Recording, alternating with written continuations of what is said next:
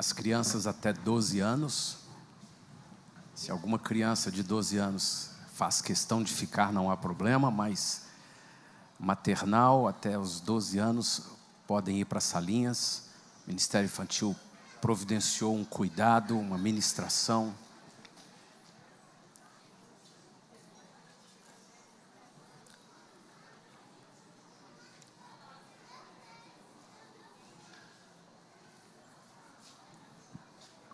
Nós temos irmãos que não puderam estar presentes na conferência pela questão das vagas. Então nós temos aqui dentro 300 cadeiras. Então nós abrimos 340 vagas. Contando 40, podem correr o risco de não estarem presentes. Mas a gente não pode receber mais inscrições do que o número de cadeiras que a gente pode receber. Então é possível que alguém que não pôde estar presente tenha sentido isso. Muitos estão participando pela internet, online, e nós lamentamos muito. É possível que o Senhor em outra ocasião nos dê um espaço maior para isso, mas nós queremos abençoar aqueles que não puderam se inscrever. A gente, na verdade, na hora que vem para a conferência, a gente descobre que esses lugares que estão vagos aí ao seu lado são pessoas que vieram ontem, não vieram hoje, ou não vieram, e a gente não tem controle sobre isso, porque a gente não sabe o que acontece com cada um. Então eu peço perdão aos irmãos que não puderam participar por falta de vaga, ainda que hoje tenha alguma vaga ao seu lado. Por essa questão a gente não tem como solucionar isso antecipadamente, mas nós vamos alcançar cada irmão, seja aqueles que estão participando pela internet, o Espírito do Senhor vai ministrando, e seja aqueles que não puderam participar desta vez, em uma próxima conferência vão receber, e eu sei que o Senhor está edificando a sua igreja, e os desdobramentos, a frutificação de tudo que Ele está gerando em nós nesses dias, será visível na sua vida, na sua família, e por meio de você, na vida de outros, em nome do Senhor Jesus. Você conhece Mefibosete?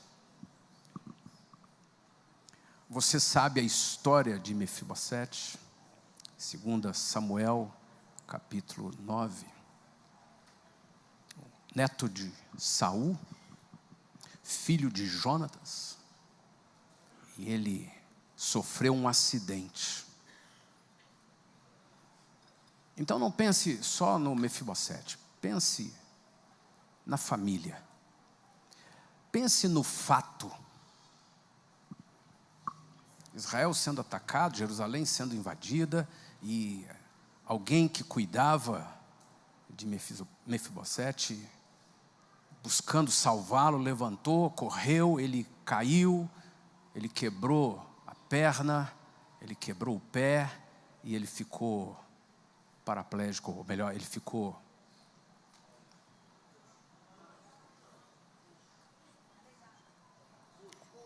coxo, manco, não é mais do que isso, ele ficou aleijado.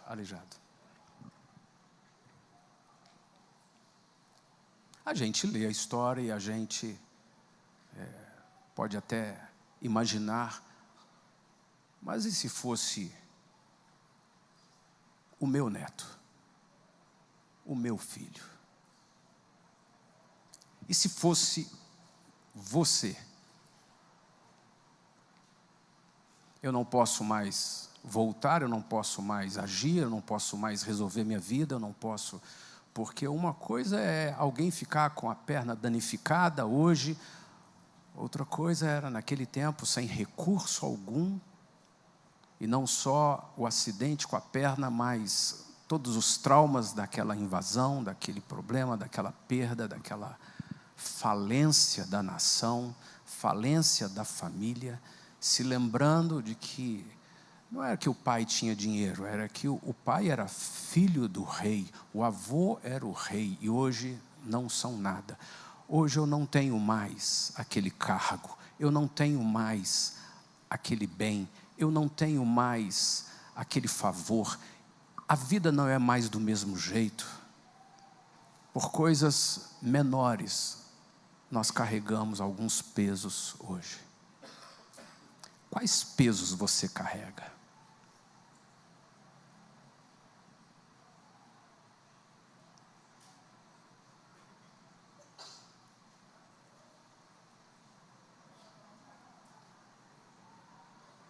Por que Deus deixou essa história nas Escrituras? Quando nós lemos capítulo 9, verso 3, disse-lhe o rei: não há mais ninguém da casa de Saul para que eu possa, de bondade para com Deus, e fazer com ele? Então Ziba respondeu ao rei: ainda há um filho de Jonatas, aleijado de ambos os pés. E onde que ele está? Perguntou o rei. Ziba lhe respondeu: está na casa de Maquir, filho de Amiel, em Lodebar. Então mandou o rei Davi trazê-lo de Lodebar, da casa de Maquir, filho de Amiel, vindo Mefibosete, filho de Jonatas, filho de Saul, a Davi, inclinou-se, prostrando-se com o rosto em terra, e disse-lhe Davi: Mefibosete. Ele disse: eis aqui o teu servo. Com coisas menores, não para nós, para outros. Para nós, as nossas questões são sempre muito maiores. Nós teríamos carregado alguns ressentimentos com relação ao rei. Você está no trono que era do meu avô. E você nunca se lembrou de mim. Você era amigo pessoal do meu pai. E você não fez nada por mim. Com episódios cotidianos, familiares, de trabalho e inúmeras vezes de igreja, da comunidade, nós nos ressentimos, nós ficamos magoados, nós ficamos travados. Eu não volto lá, eu não falo mais com ele. Mefibosete, aleijado, sem poder andar, e não só isso, carregando traumas, fatos reais, não só isso, envolvido em pobreza, em miséria, esquecido numa cidade chamada Lodebar. Foi chamado pelo rei, e a primeira coisa que ele pode falar com o rei, ele diz assim: eis aqui o teu servo. Não dá para fingir, não dá para forçar a barra e dizer ao rei: eu vou esquecer tudo, eu vou pôr uma pá de cal e eu vou me esforçar e te servir. Não, aquilo estava no coração puro de Mefibosete. Eis aqui teu servo. Mas você não vai ficar... Não, o que me aconteceu não é capaz de definir minha vida.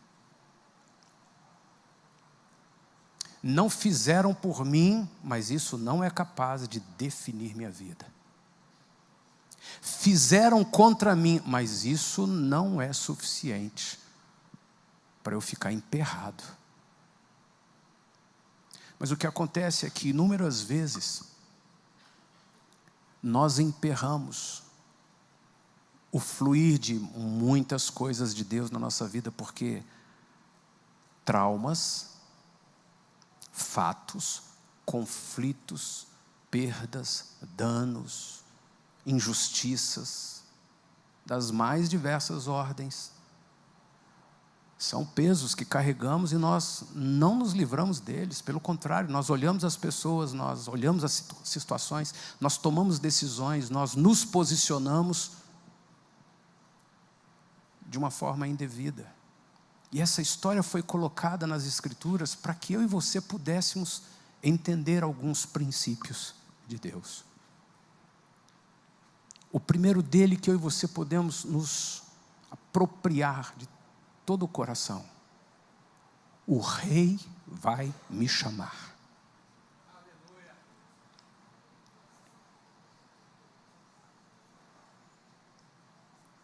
na minha casa, na minha família, no meu casamento, no meu trabalho, na minha vida, eu comigo mesmo, eu estou como Mefibosete, sem pernas, esquecido, num lugar chamado Lodebar, que significa não tem valor.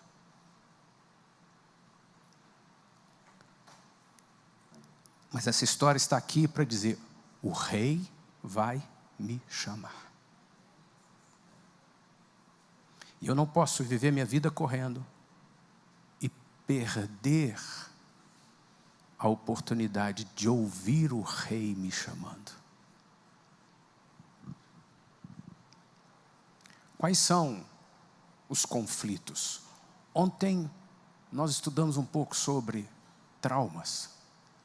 Nós vimos que essa composição, que é usada lá no cinema, que é vista no 3 em 1, a assinatura de Deus em todas as coisas, ela está presente na nossa vida, na nossa história, início, meio e fim, não apenas início, meio e fim, mas eu nasci, eu existo, em seguida eu enfrento uma dimensão de queda e todos os elementos pertencentes à queda, mas eu busco um final, eu busco salvação. Se o cinema busca um herói, se as crianças buscam um herói, se o herói deveria ser o pai e ele foi quem me destruiu, não importa, eu continuo precisando de um Salvador. E segundo a palavra que eu digo, que leio e creio, esse Salvador é o Rei, Rei dos reis, Senhor dos senhores, e Ele vai me chamar. E Ele não é alguém como eu ou como os melhores da terra que está com a agenda muito ocupada e pode ser que daqui a 2 anos me chame. Não, é hoje. Todas as vezes que eu entrar pelo véu que foi rasgado de alto a baixo por Ele e ousadamente me render no seu altar, Ele vai fazer o que fez com Mefibosete, comigo. Eu quero honrar você. E ele pôs o Mefibosete sentado na mesa para comer com o rei e ter a convicção, esse é o seu lugar. Isso não teria acontecido se ele tivesse vindo ao rei e tivesse questionado qualquer coisa, como nós questionamos tanto, e às vezes questionamos mesmo a Deus. Senhor, eu não quero questionar mais. Hoje eu quero ouvir o rei me chamando. E na hora que eu ouvir o rei me chamando, eu não vou questionar, será que é isso? Será que é ele? Será que eu vou me jogar, eu vou me entregar, eu vou me render aos pés dele? Eis aqui teu servo. Eu vou me assentar à mesa dele hoje, eu vou comer o que Ele está trazendo para mim hoje. E eu já posso dizer por fé, Ele está servindo cura. Cura. Só você pode processar isso. Eu nem sei dizer racionalmente que cura é essa. Eu, na verdade, religiosamente, eu fico questionando, como assim cura? O que você está querendo? E que linha teológica você está ministrando? Não, eu quero me render. Em tudo o que eu preciso ser tocado pelo bálsamo de cura do Senhor, eu quero hoje receber isso, Senhor. Eu desejo. Lodebar representa muita coisa. Lodebar é um lugar que expressa muitas realidades. Enquanto a expressão, o nome Lodebar, significa lugar sem valor, terra de nada. Para mim e para você, Lodebar representa onde nós realmente ficamos esquecidos. Isso é preciso ser avaliado, porque são muitas circunstâncias pessoais que representam Lodebar. Você foi deixado em algum lugar emocional na sua história familiar. E talvez nunca tenha se lembrado, talvez nunca tenha associado isso, mas existem lugares que o diabo faz questão de trabalhar para nos aprisionar, como se não fôssemos nada. Muitas vezes é uma palavra dita mesmo por autoridades, pai, mãe, irmãos, tios, professores, alguém da sociedade, que nos joga num lugar como esse. E nós vivemos isolados, distanciados, sem poder caminhar, sem poder nada. E então nos sentimos fora. Eu estou em Lodebar, o rei está lá no seu palácio, ele sabe que eu sou filho de Jonathan, ele sabe que meu pai era Saul, mas nunca fez nada. Meu tio, meu pastor, meu chefe, o vizinho, meu pai, meu irmão, meu amigo, não, nunca fez nada. E nós vamos deixando que esse lugar chamado Lodebar realmente entre para dentro de nós. Eu não tenho valor, ninguém gosta de mim, eu não consigo, eu não posso. Olha a minha vida, eu não dei sorte. E esses elementos, sentimentos, palavras, frases, pensamentos, eles fazem parte de um universo que a gente vai entendendo de iniquidades. É como se pudéssemos pensar numa gota de veneno no copo d'água. É uma gota, mas ele estraga o resto. E nós vamos lutando contra isso, mas a palavra do Senhor diz que a honra, mesmo em meio às dores do que vivemos, há um lugar de honra. Há um lugar de honra. O Senhor foi me dizer isso com muita clareza, enquanto eu ministrava velórios. E aquele homem, entre vários episódios, naquele dia, aquele homem tinha sido um pai, um marido perverso. Todos que estavam ali era só por respeito. E todos sabiam que não podiam falar nada de bom daquele homem. E o Senhor falou comigo: todas as vezes que você for ministrar um velório, saiba disso. Todos podem ser honrados.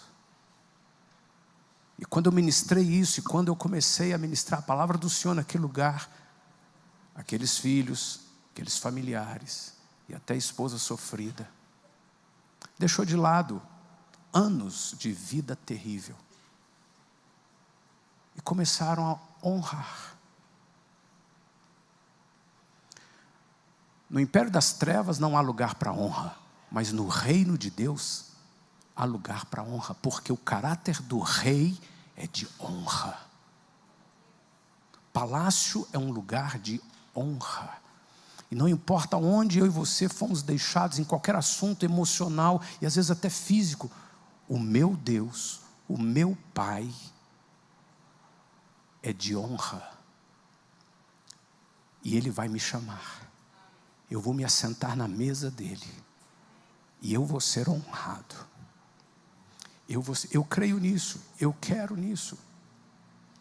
Embora muitas pessoas vivam mesmo em Lodebar e não acreditam, não conseguem enxergar, não veem que há um trono, há um rei, há um palácio, há uma promessa, há um mapa, há um destino, há um propósito de Deus. Eu e você hoje somos chamados. Eu quero olhar para alguns aspectos da minha vida. E tudo que eu for me lembrar hoje, eu quero dizer: o rei vai me chamar. Eu vou hoje me assentar na mesa do rei. E eu vou me apropriar de autoridade. Todos nós nascemos conectados a alguém. Um cordão umbilical nos ligou à nossa mãe, que também esteve ligada à mãe dela. E assim foi, geração após geração, até Adão e Eva. Todos nós nascemos conectados por um cordão umbilical. O que mais, além da vida, foi passado por esse cordão? O que mais eu herdei, além do mesmo rosto, da fisionomia, do mesmo timbre de voz, às vezes das mesmas manias, às vezes do mesmo jeito de fazer as coisas? O que mais eu recebi por esse cordão umbilical de meus pais, que me leva a ter os mesmos gostos, às vezes até a mesma habilidade? Ou me leva a viver algumas coisas que eles viveram? O que mais, Senhor? Quando nós lemos em Lamentações capítulo 5, eu convido você a abrir a sua Bíblia e ler em Lamentações capítulo 5. O profeta diz assim: lembra-te, Senhor, do que nos tem sucedido, considera e olha para o nosso opróbrio. A nossa herança passou a estranhos e as nossas casas a estrangeiros.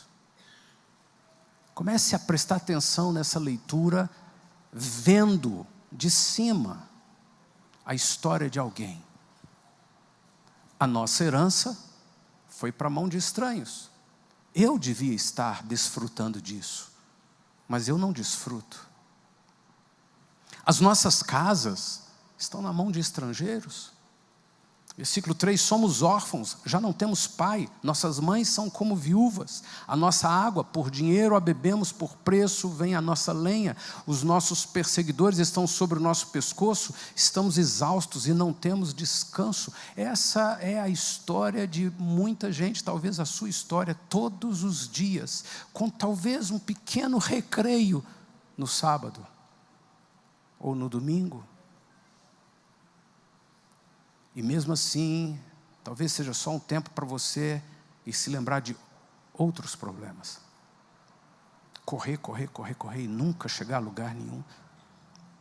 Versículo 6, submetemo-nos aos egípcios e aos assírios para nos fartarem de pão. Nossos pais pecaram e já não existem. Nós é que levamos o castigo das suas iniquidades. É um relato, um povo que está reconhecendo a vida sofrida que estamos levando, está relacionada ao fato de nós termos recebido iniquidades. Escravos dominam sobre nós, ninguém há que nos livre das suas mãos. Versículo 9, com perigo de nossa vida, providenciamos o nosso pão todos os dias, por causa da espada do deserto. Nossa pele se abraseia como um forno, por causa do ardor da fome. Forçaram as mulheres em Sião, as virgens nas cidades de Judá, os príncipes foram por eles enforcados, as faces dos velhos não foram reverenciadas, os jovens levaram a morte. Os meninos tropeçaram debaixo de cargas de lenha, os anciãos já não se assentam na porta, os jovens já não cantam, cessou o júbilo do nosso coração. Eu vou à igreja, eu vou nas festas, eu estou sempre bonito, bonita, todo mundo acha que eu estou bem, mas aqui por dentro, cessou o júbilo do meu coração. Converteu-se em lamentações a nossa dança, caiu a coroa da nossa cabeça. Ai de nós, porque pecamos. Em meio a ver todas as realidades que eu e você também vivemos no nosso cotidiano, essa pessoa se levantou e diz assim: caiu a coroa da nossa cabeça. Mefibosete. Porque pecamos. Senhor, eu não preciso falar mais nada, eu não quero saber de mais nada, eu sou um pecador. E o meu pecado me distancia de Ti. E distante da luz eu estou em trevas, e em trevas eu não apenas bato meus dedos nas quinas da porta. Não apenas bato minha cabeça no lugar que, no escuro, eu não sabia que tinha um muro. Eu não apenas faço as coisas indevidas e sou violentamente machucado porque está em trevas. Senhor, em trevas eu não tenho esperança alguma. E eu sou um pecador, Senhor. Por isso caiu doente o nosso coração, por isso se escureceram os nossos olhos. Pelo monte Sião que está assolado andam as raposas. Tu, Senhor, reinas eternamente. O teu trono subsiste de geração em geração. Eu posso estar no pó. A minha vida pode ter sido um desastre. Eu vou me levantar para dizer: o Senhor reina eternamente. O teu trono subsiste de geração em geração. E se eu levar algo desta noite, eu vou dizer: e o rei vai me chamar. Senhor, esta é a minha situação, esse é um retrato da minha vida. O versículo 20 diz: por que te esquecerias de nós para sempre? Por que nos desampararias por tanto tempo? Converte-nos a ti, Senhor, e seremos convertidos. Renova os nossos dias como dantes. Por que nos rejeitaria totalmente? Por que te enfureceria sobremaneira contra nós outros? Nós estamos estudando que o que vivemos hoje e não pertence ao reino veio das trevas. E o que vivemos hoje e veio das trevas, ainda que sejamos crentes, salvos, templo do Espírito Santo, ainda que Cristo tenha conquistado todas as bênçãos na cruz do Calvário, nossa realidade está cheia de elementos como lemos aqui. E alguns podem até de uma forma muito esperançosa: não, mas está escrito, Jesus disse que nesse mundo tereis aflições. Sim, nesse mundo tereis aflições. Mas tem de bom ânimo, eu venci o mundo. Em Cristo somos mais que vencedores. Eu quero isso na minha vida, Senhor. Eu quero pegar alguns elementos que estão aqui guardados, a alguns lugares que eu pertenço, vivo, estou prisioneiro, que eu poderia chamar de Lodebar. E eu quero ir para diante do rei nessa noite, sem amargura, e dizer: eis aqui o teu servo. Eu quero isso, Senhor. Eu quero entender cada dia mais, não apenas nessa conferência, mas na continuidade da minha vida com o Senhor, ainda que eu queira ser ouvido por meus pastores, discipulado pelos meus discipuladores, ainda que eu precise sentar com algumas pessoas idôneas e receber ministrações, ainda que eu precise ir a um psicólogo, a um terapeuta, alguém idôneo que vai me ajudar em algumas áreas, eu quero me apropriar de algumas vitórias hoje. Eu quero, Senhor. Nós precisamos, na continuidade de tudo que estamos ministrando e recebendo aqui nesses dias, viver mais intensamente a vida da igreja local em discipulado e pastoreio, em ir cultuar o Senhor e estar mesmo na presença dEle, porque se Ele está presente, Ele vai agir. Ele não precisa nem olhar para mim, se Ele está presente, o calor dEle já derrete tudo que é iníquo na minha vida. A santidade e a luz dEle já me direciona, me inspira. Eu quero estar num culto, não é na reunião da igreja, eu quero estar cultuando ao Senhor. Eu quero ler a palavra, porque a palavra é vida, e o evangelho é poder para a transformação, ela nunca volta vazia. Eu quero mergulhar na palavra de tal forma que o rei vai me chamar. Enquanto a iniquidade é o ambiente de origem do pecado,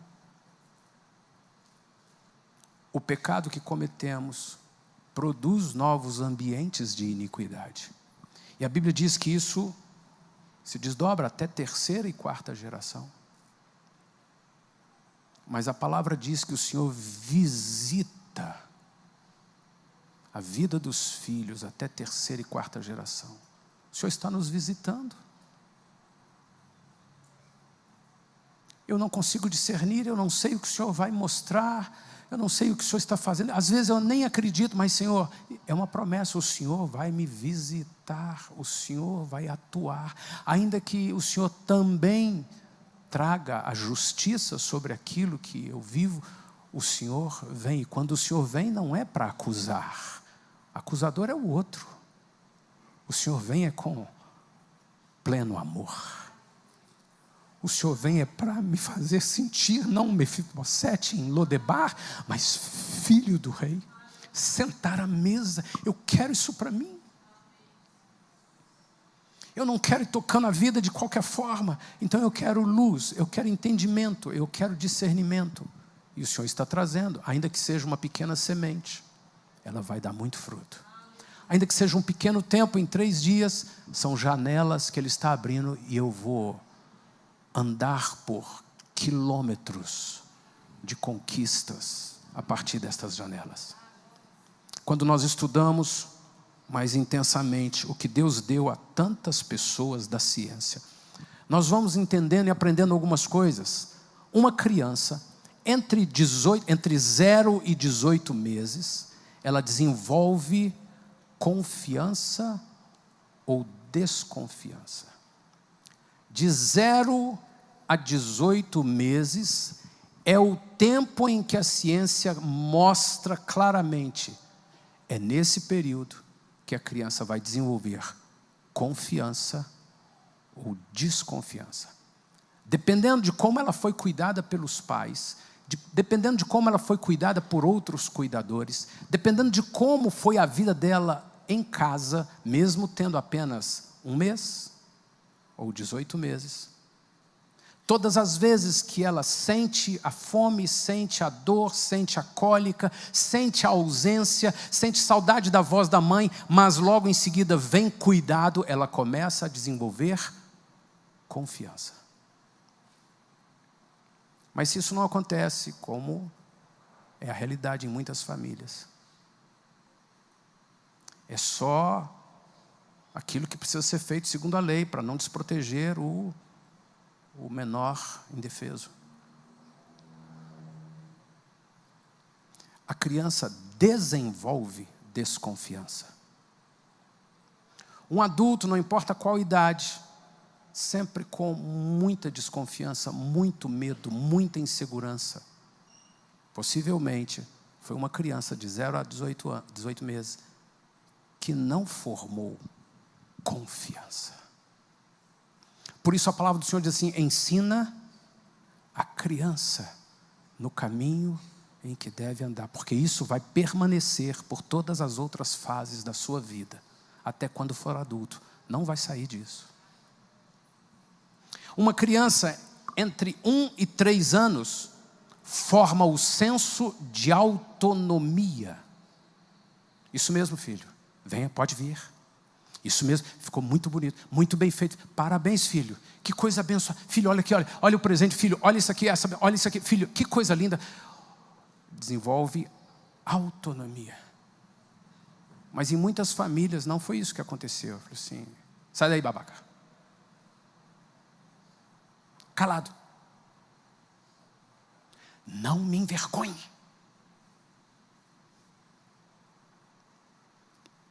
E ela desenvolve vergonha. Pode ser uma senhora aqui hoje, com 70 anos, cheia de vergonhas.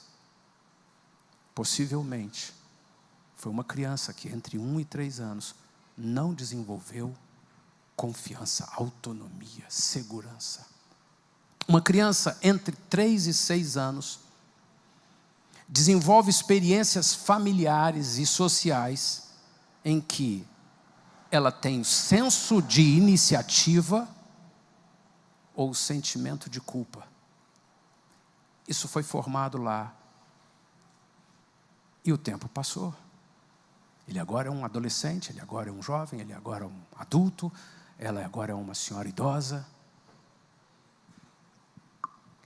Quem é que vai lá, Senhor?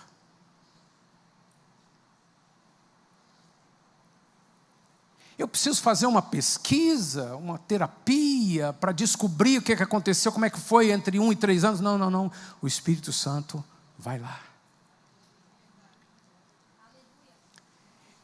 E o que eu e você precisamos fazer hoje é, se eu sou alguém dominado pela iniquidade de vergonha,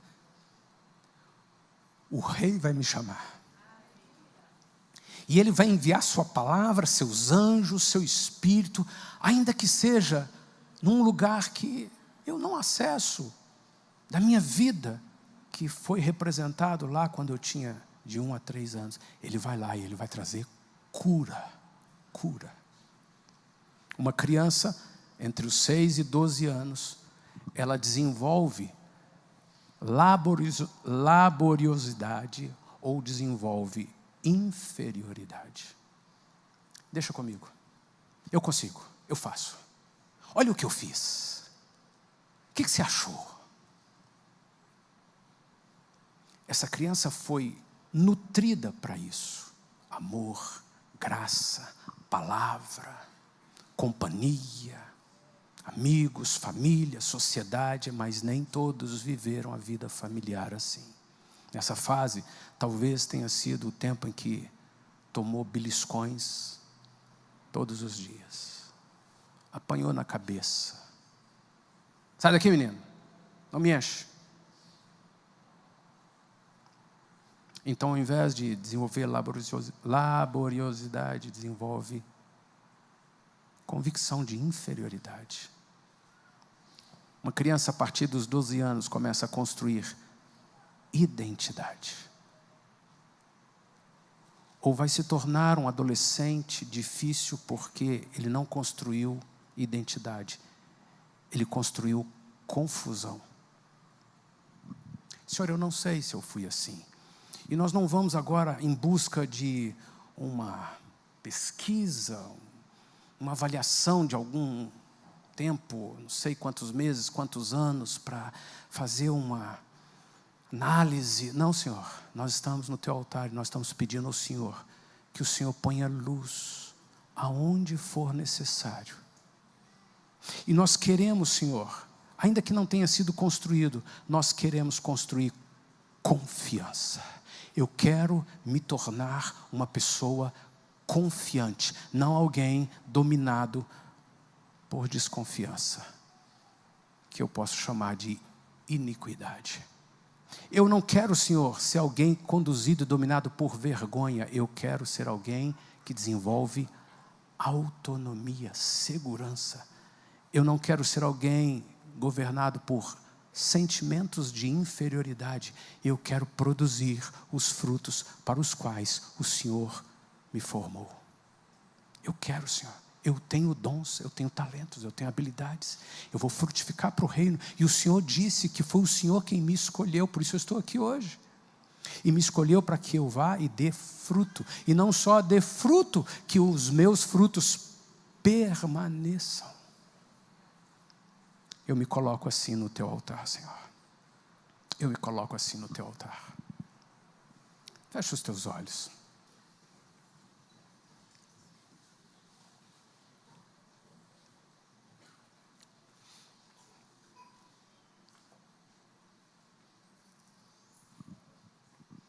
Sabemos muito pouco dos nossos primeiros meses, dos nossos pequenos ou primeiros anos. Mas é possível que seja mais fácil nós sabermos dos traumas da infância. Mas tem alguma coisa que nós precisamos saber mesmo, e o Espírito Santo nos leva lá de volta para saber.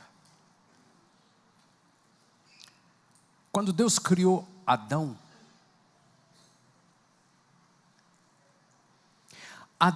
antes de provar competência, recebeu domínio, autoridade de Deus. Alguém, ainda debaixo de uma iniquidade de incredulidade, poderia dizer assim: mas ele não pecava. Adão não pecou. Quando ele foi gerado, formado, ele era puro. Então, Deus deu domínio sobre todas as coisas, governar sobre tudo, mesmo sem ter prova de que ele era competente. Realmente, mas Deus deu a ele propósito, domínio, antes mesmo dele ser competente. Quando eu e você nascemos, nós recebemos muitas coisas de Deus, ainda que não soubéssemos nem chorar, já estavam lá. Jeremias foi constituído profeta de Deus antes de nascer.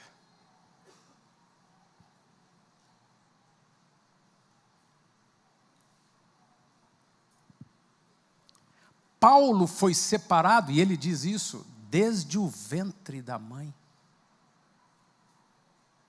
Ele pertencia a uma facção das mais terríveis, como ISIS. Matava os cristãos. Mas a Bíblia diz que ele foi separado desde o ventre da sua mãe, antes de ser corrompido, pervertido, estragado, antes de vivermos tudo que vivemos. Davi diz, ele já conhecia todos os meus dias, ele tinha planos escritos no seu livro, a meu respeito, a seu respeito. João Batista, ele reagia espiritualmente no ventre da mãe. Quando eu e você, de 0 a 18, de 1 ano a 3 anos, de 3 a 6, ou 12, ou qualquer época da vida, estávamos vivendo o que lembramos e o que não lembramos, algo que podemos saber com convicção é que Deus tinha propósito para a minha vida. Deus tem propósito para a minha vida. Fui criado com um propósito. Isso faz parte do que você pode começar a buscar do Senhor, a autoridade que você carrega desde o nascimento. Quando o inimigo e seus anjos caídos viram você chegar, eles não viram alguém que eles poderiam, agora eu vou tornar essa pessoa um bandido, um assassino, um adúltero, uma pessoa mentirosa. Não, eles viram o Deus Todo-Poderoso. Colocou nessa terra mais um dos seus. Olha quanto propósito, olha quanto dom, quanto talento. E é por isso que ele trabalhou e trabalha a vida inteira tentando destruir, rugindo como leão, buscando a quem possa tragar, perturbando nossas vidas, fazendo traumas, marcas, desvios, gerando engano, cegueira, confusão e às vezes até mesmo com rótulos de religião. Porque você tem uma autoridade desde que nasceu. Eu sou filho do Altíssimo, eu nasci com um propósito e Satanás não vai mais me perturbar. Por isso eu me levanto contra as iniquidades, por isso eu me levanto contra o desconhecimento, contra a cegueira, contra as trevas, e eu vou viver como filho do Rei, à mesa do Rei. Seu nascimento carrega autoridade. Isaías declara no capítulo 49, verso 1, o Senhor me chamou desde o ventre, desde as entranhas da minha mãe, fez menção do meu nome. E é assim que a palavra do Senhor ensina sobre cada um de nós. Por causa da queda, por causa do intento maligno, nosso arqui-inimigo, por causa dos propósitos de Satanás, o acusador, é que nós vivemos algumas questões que precisam ser identificadas. E eu quero te mostrar rapidamente aqui 13 emoções que fazem parte das nossas realidades. Primeiro, abandono. Aquilo que cientificamente é visto naquelas fases, nós podemos até ir com mais profundidade em minúcias de todos aqueles episódios e ainda subdividir, não só de 12 anos até a fase adulta e para sempre, mas podemos dividir também as fases da fase adulta. Tudo aquilo que acontece ali pode ser visto nas nossas emoções, sentimento de abandono. Na família, na comunidade, no ambiente de trabalho, na igreja. Nós temos muitas pessoas com reações ao sentimento de rejeição.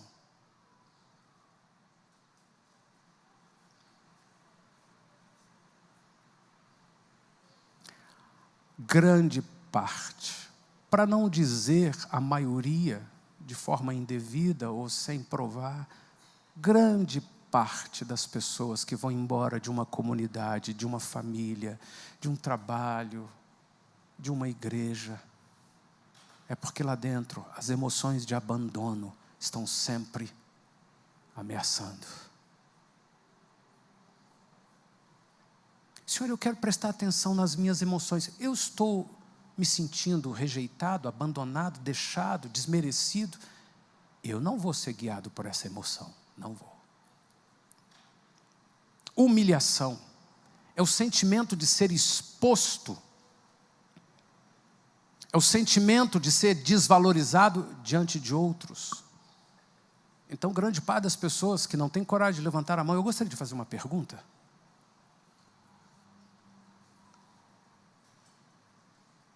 Às vezes não tem coragem de dizer lá no restaurante, essa comida não veio bem feita. Você poderia trocar. Não. Medo de todas as coisas, dificuldade de todas as coisas. Por quê? No fundo tem o pavor de humilhação. E talvez você viva assim em muitas circunstâncias. Não só humilhação, inadequação. Eu não. No dia a dia da vida da igreja, às vezes para orar, você podia orar? Eu não, pastor. Eu não sou adequado para isso, eu não caibo aqui, eu não pertenço a isso, isso não é para mim. Emoções, emoção de solidão, sentimento de solidão. E o que acontece conosco, até mesmo quimicamente, eletricamente, é que nós nos preparamos ou para fugir disso, ou para atacar, gritar, reclamar, murmurar, acusar, xingar. Mas no fundo eu posso identificar, eu é que estou me sentindo solitário. Eu é que estou sendo ameaçado, talvez nem é por uma iniquidade, mas por um dardo do maligno de solidão. E eu preciso ser mais diligente com o que acontece aqui dentro, porque o mundo verdadeiro acontece aqui dentro.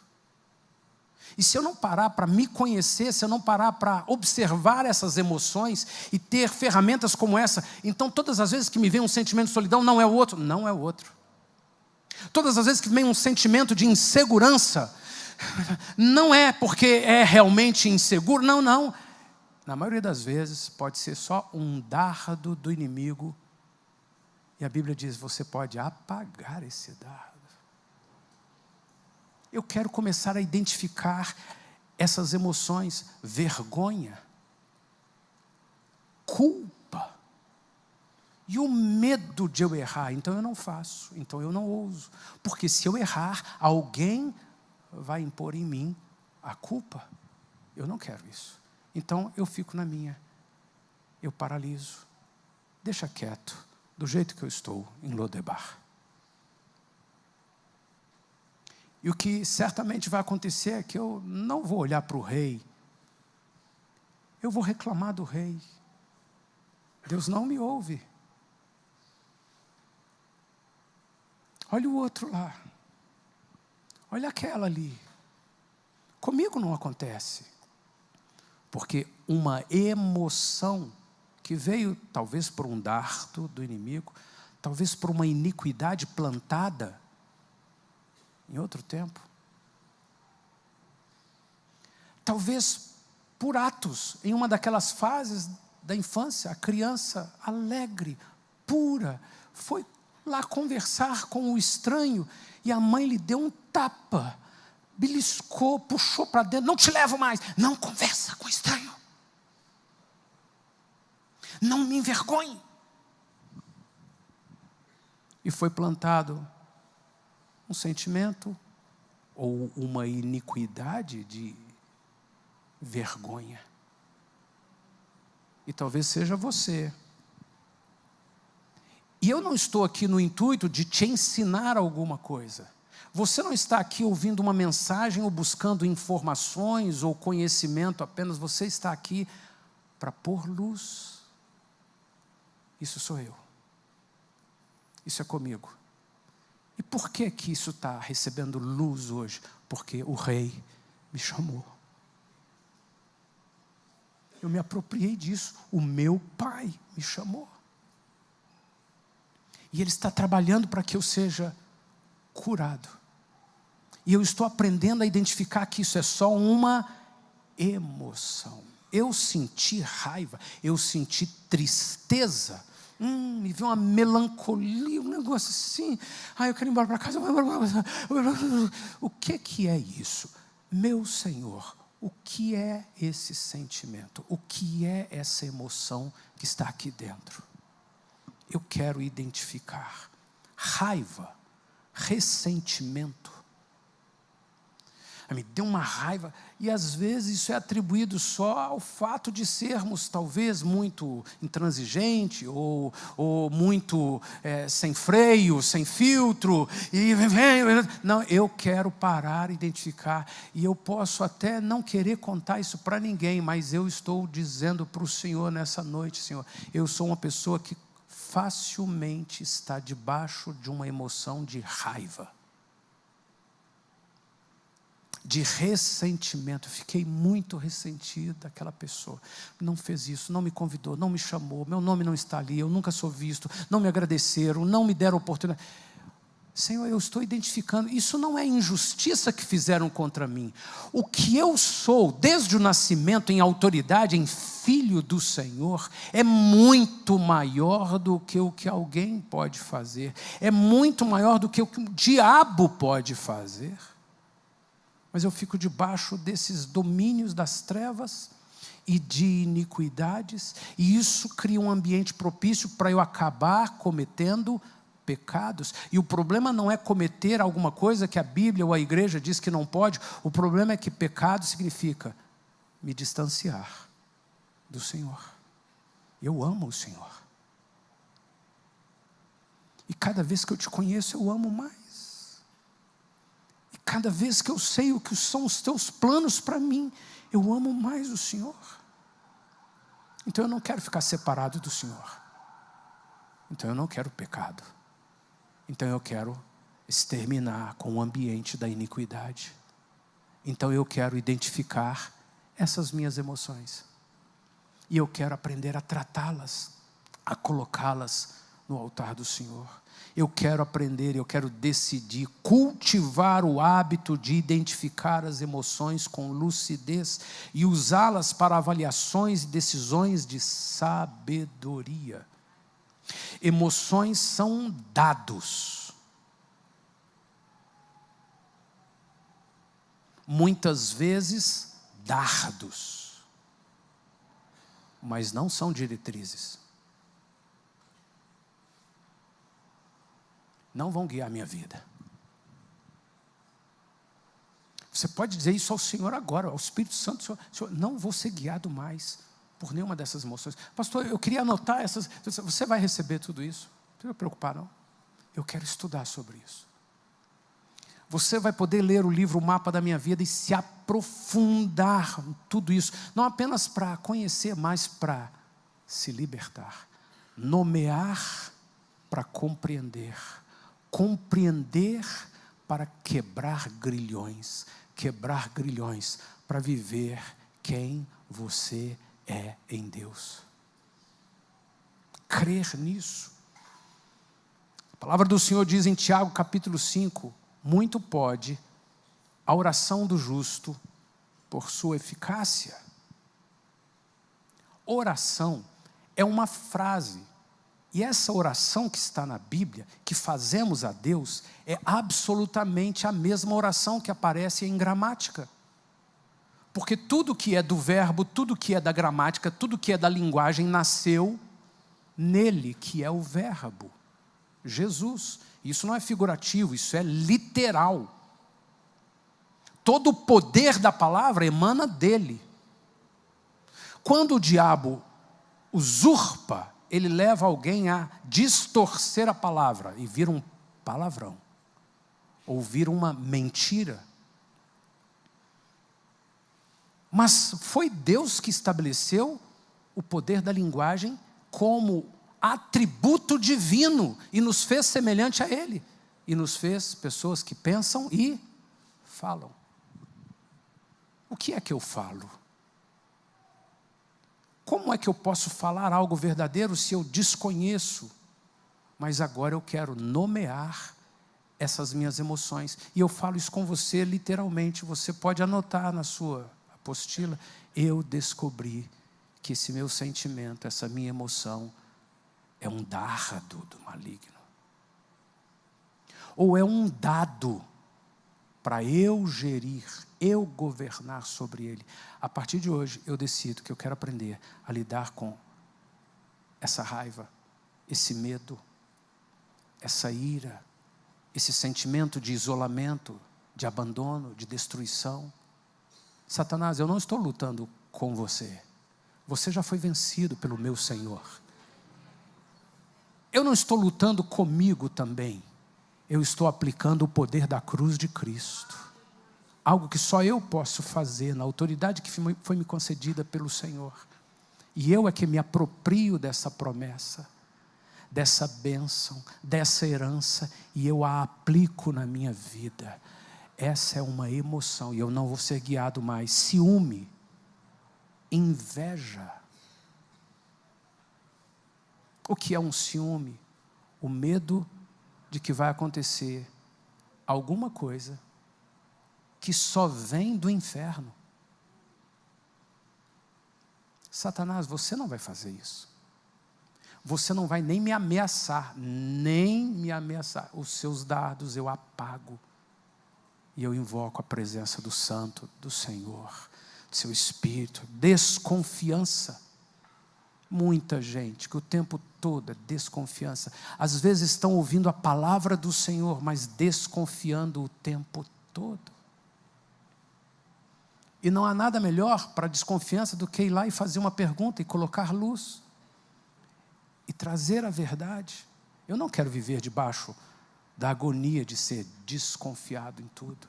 Eu não quero, Senhor. E quando eu venho e vejo em mim uma emoção que eu poderia nomear desconfiança, eu também vou identificá-la. Isso não vem do Senhor e não vai ficar aqui em mim. Autoridade, ansiedade social, apatia e indiferença, fechamento emocional que vem como um escudo por conta de outros medos que estão dentro de nós. Eu quero vencer isso, Senhor. Existem algumas marcas, existem algumas iniquidades que ficaram alojadas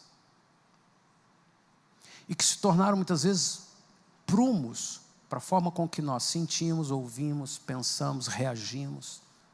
E quando eu e você começamos a nomear isso, nós começamos a pôr luz, e a Bíblia diz: onde vem a luz, as trevas têm que ir embora. Eu quero pedir que você preste atenção em cada uma dessas frases que você vai ouvir. E mais uma vez, à medida que você entender que essa frase faz parte da sua história, você apenas se coloca de pé. Então fecha os teus olhos. A luz vai estar um pouco serena, meia luz, para que você fique só você. Se despreocupe com as pessoas ao lado. E ouça algumas frases. Eu quero compartilhar com você algumas frases que humilham, que rotulam, e são ataques diretos à identidade e ao valor que você tem desde o dia em que foi criado por Deus.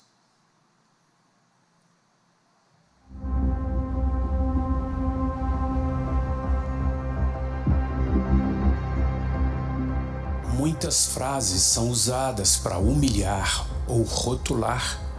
São ataques diretos à identidade e valor da pessoa. Frases que diminuem a capacidade e a inteligência.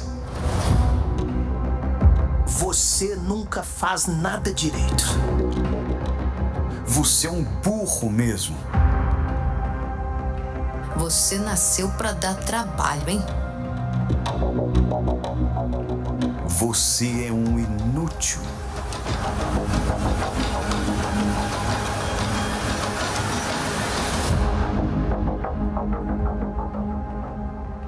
Frases que depreciam o corpo, a aparência ou o comportamento.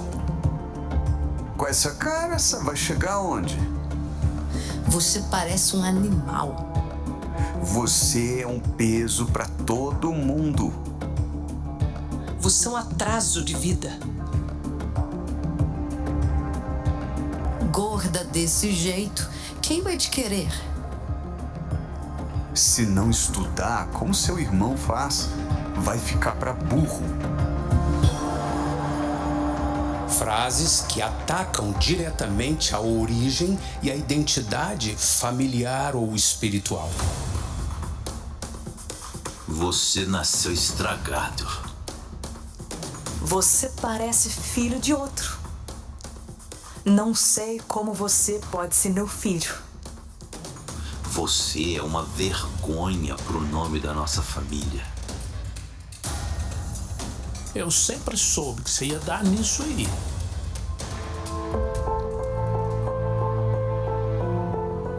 Frases que invalidam até o valor para tarefas simples ou para Deus. Você só me dá vergonha. Não serve nem para varrer a casa.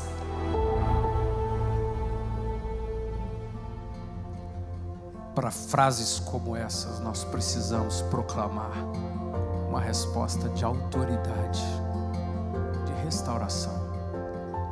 Alguma dessas frases faz parte da sua história? Fique de pé.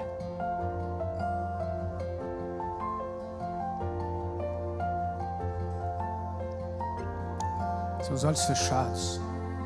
Declare ao Senhor: eu fui criado à imagem de Deus. Minha identidade não é definida por rótulos, mas pelo amor e o propósito eterno do meu Criador.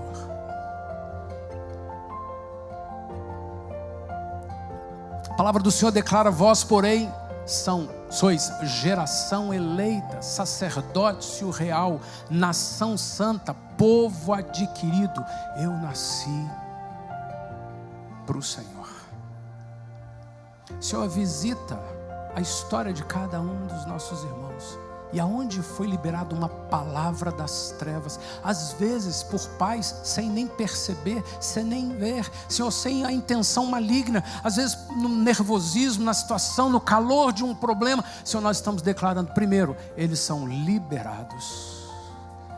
Declare isso com o seu coração, declare isso com sua voz: eu estou liberando essas pessoas. E talvez você saiba não só da frase, talvez você saiba da pessoa. Talvez até hoje essa pessoa aparece em você, diante de você, na sua mente, nas suas emoções, porque foi ela que disse, e isso acabou com você. Diga: Senhor, eu estou liberando essas pessoas, eu estou liberando perdão para essas vidas. Declare isso em voz alta. É imprescindível, importantíssimo que você diga isso em voz alta diante do Senhor. Eu estou liberando perdão para essas pessoas que mencionaram uma dessas frases. Eu estou me livrando, me libertando. Eu estou entregando isso e tudo que isso causou em mim no altar do Senhor nessa noite. Se você crê nisso, diga amém. Amém, amém. Pode se assentar. Você vai ouvir frases que culpabilizam, frases que transferem responsabilidade emocional. E você, ao ouvi-las, se fazem parte da sua história, já pode ficar de pé, nem precisa esperar eu chamar isso depois. Então fecha os teus olhos e ouça essas frases. Veja as frases que culpabilizam, transferem responsabilidade emocional ou prática a alguém, gerando peso, vergonha e culpa desproporcional. Frases cotidianas e emocionais. Você me dá dor de cabeça. Você só me dá desgosto. Ah, você sempre estraga tudo, né? Frases de culpas associadas a doenças, estados emocionais ou fracassos pessoais. Se eu estou doente, é por sua causa. Se eu estou assim, a culpa é sua. Você me matou por dentro. Você acabou com a minha vida. Culpas ligadas a relacionamentos familiares e decisões conjugais. Eu só fiquei com seu pai por causa de você. Você me matou por dentro. Culpas com peso espiritual e religioso. Se eu não sirvo mais a Deus como antes, a culpa é sua. Você destruiu meu ministério. Por sua causa, Deus virou o rosto para mim. Você acabou com a minha vida. Frases como estas precisam de respostas de autoridade e restauração. O Espírito do Senhor habita em você e te dá autoridade. Jesus disse: toda autoridade me foi dada nos céus e na terra. Portanto, eu vos dou autoridade. Alguma dessas frases pertence à sua história? Fique de pé. Alguma dessas frases você lembrou e talvez veio a emoção, ou talvez você acha que é possível que eu tenha ouvido. Fique de pé. Não se constranja. Fique de pé.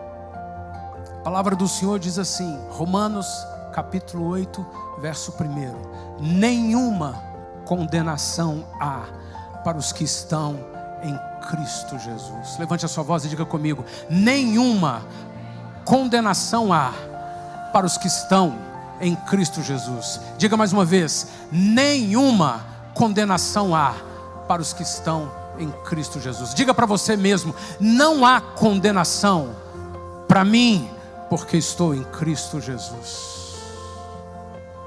Amém, Senhor Jesus. Você pode se assentar. Eu quero que você ouça frases que comparam, famílias que fazem o tempo todo questão de comparar, rejeitar, e isso marcou você.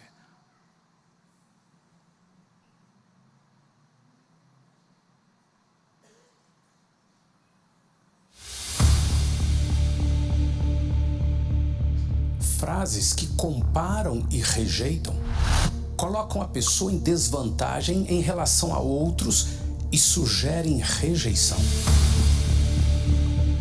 Observe essas frases, que são comparações com outros como forma de cobrança ou desvalorização.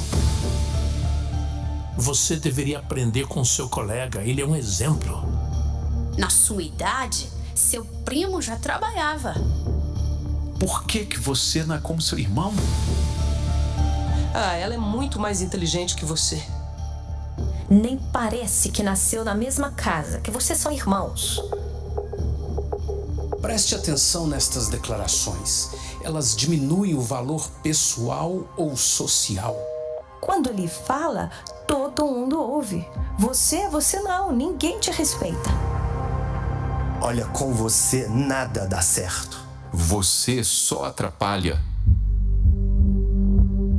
Eu não tenho orgulho de você. Com você por perto, só sinto vergonha.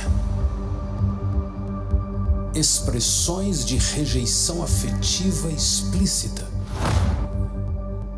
Deus podia ter me dado outro filho. Se você for embora, ninguém vai sentir sua falta. Eu preferia que você nem tivesse nascido.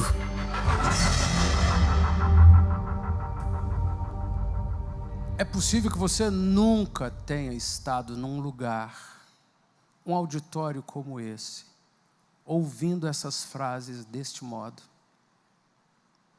É possível que uma das artimanhas do inimigo seja assim: para que isso?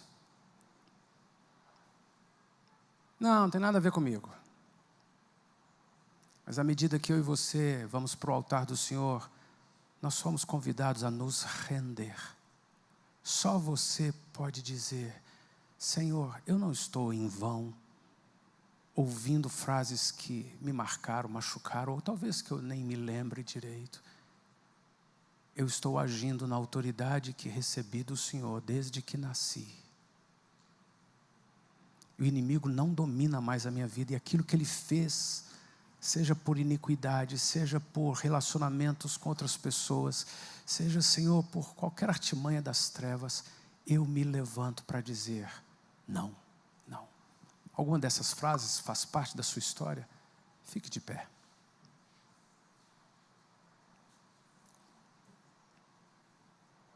Ao ficar de pé, você está dizendo: eu me posiciono. Eu não quero simplesmente deixar isso no escuro, porque sem luz eu nunca vou dominar isso. Pelo contrário, isso vai continuar me dominando. Isso compõe ambientes de iniquidade que podem me levar a pecados, ou que me roubam bênçãos, alegria, leveza, fluência de Deus. Pai, nesta noite nós estamos colocando diante do Senhor. Nenhum de nós precisa ser como ninguém, nós somos únicos. Eu sou único, sou amado, chamado por Deus do meu jeito. Eu tenho dons, tenho estilo, tenho modo, tenho tempo específico para florescer, para frutificar. Eu recebo do Senhor cura nesta noite. Senhor, e as pessoas que liberaram palavras assim, as circunstâncias que me geraram esses sentimentos, essas emoções, eu libero perdão, eu libero, eu abençoo, porque eu fui feito para caminhar muito acima de tudo isso. Isso se desfaz, porque onde entra a luz, as trevas têm que ir embora. O Rei me chamou hoje, e eu não neguei, eu não me desviei, eu não recusei, eu estou me assentando à mesa do Rei, eu estou me libertando de tudo isso. A palavra do Senhor diz em Jeremias capítulo 1, verso 5, antes que eu te formasse, no ventre te conheci. Não é uma frase pastoral, não é uma frase de impacto de uma mensagem, é um texto sagrado. O Senhor deixou esse texto escrito para que eu e você aprendêssemos. Meu filho, eu criei Jeremias, eu criei Isaías, eu criei com propósito, até Jesus eu fiz com propósito, Filho de Deus, eu criei você com um propósito eterno. Receba isso por fé nessa noite. Senhor, envia os teus anjos, o sopro do teu Espírito em cada circunstância, lá atrás, no passado, em qualquer fase da vida infantil, da adolescência, da juventude, qualquer fase dessa vida adulta, nós estamos declarando: venha a luz e o bálsamo do Senhor para a glória do teu nome. Você pode se assentar. Preste atenção.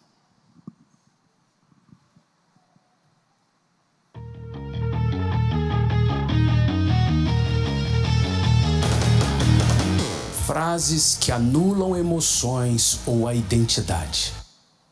Talvez você tenha ouvido ou falado frases que deslegitimam sentimentos e fragilidades.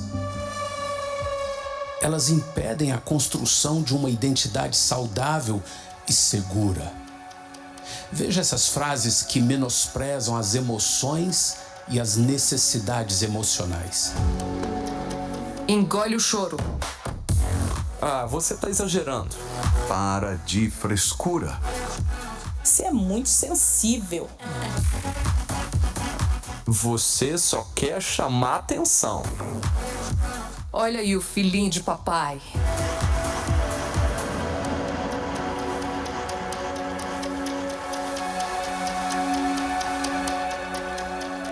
Frases que ridicularizam a dor e as fragilidades pessoais. Ah, isso é coisa da sua cabeça. Você é homem ou um bebê? Você devia ter vergonha de sentir isso. Você nunca vai ser ninguém na vida. Frases com carga religiosa que reprimem vulnerabilidades. Crente de verdade não sente isso. Fé fraca essa sua, hein? Você devia orar mais e reclamar menos. Essa sua ansiedade é falta de Jesus. Quem tem fé não age assim. Deixa o pessoal lá da igreja saber disso. Existem frases que anulam a voz e o direito à expressão. Não quero saber da sua opinião. Ah, você não me afeta. Não me interessa.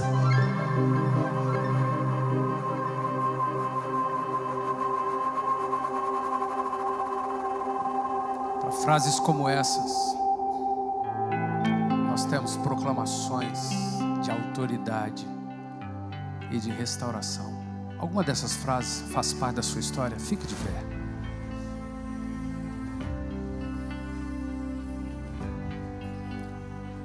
Preste atenção e creia de todo o seu coração. Você está deixando elas no altar do Senhor.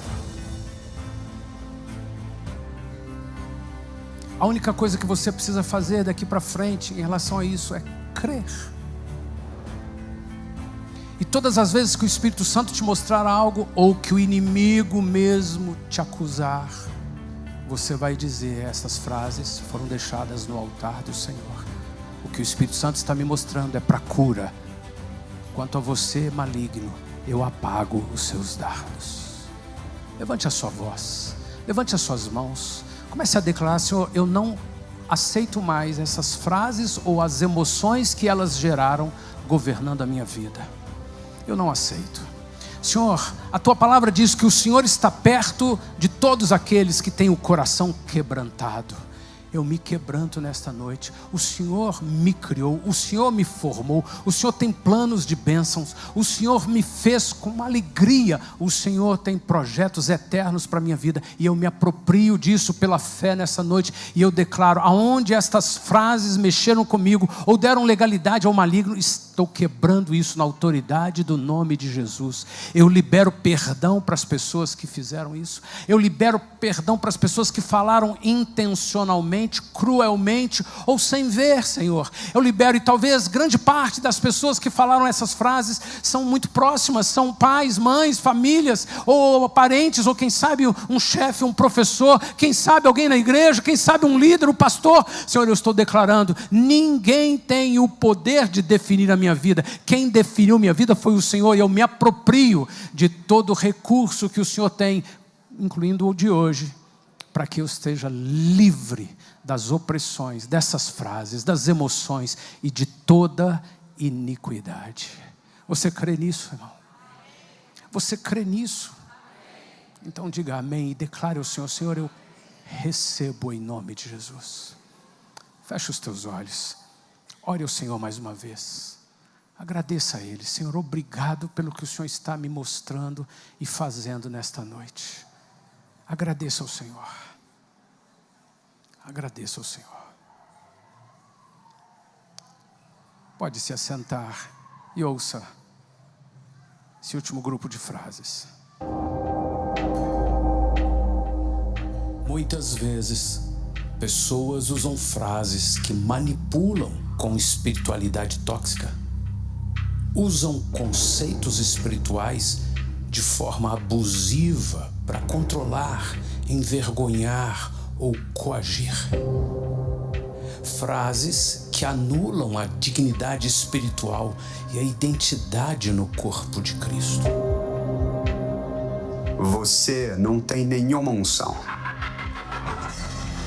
Deus já te deixou faz muito tempo. Quem é você?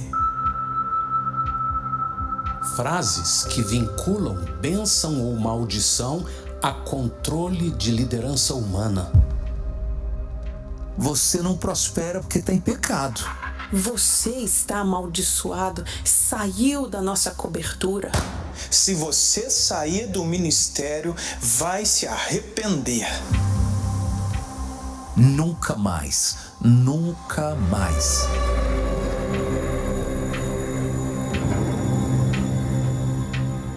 Frases que equiparam desobediência humana à rebelião contra Deus. Olha, quem desobedece ao pastor, desobedece a Deus. Quem não concorda com a liderança é um rebelde. Algumas frases muito ouvidas são passivo-agressivas ou irônicas.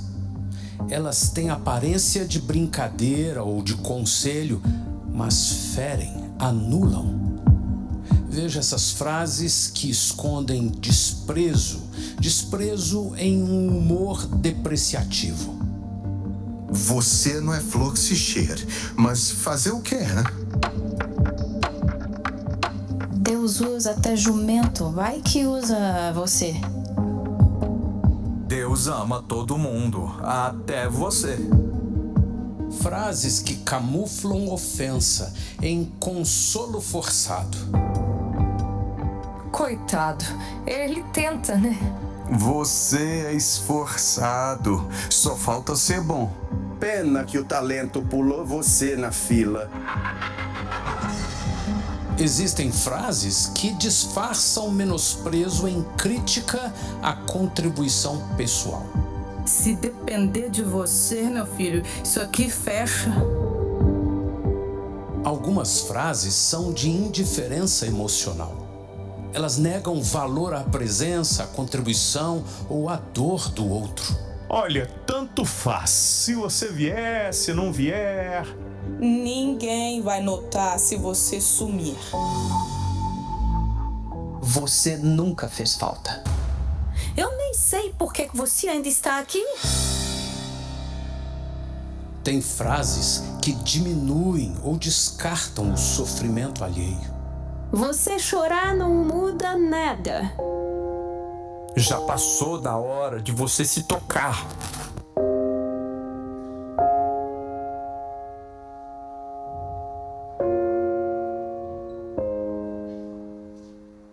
Uma última frase que expressa arrependimento cruel por um vínculo estabelecido. Se eu soubesse que ia ser você, teria feito diferente desde o início.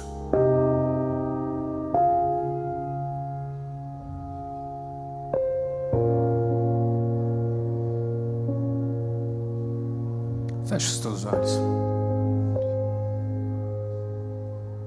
Cada uma dessas frases, cada uma dessas palavras geram emoções, influenciaram decisões, consciente ou não,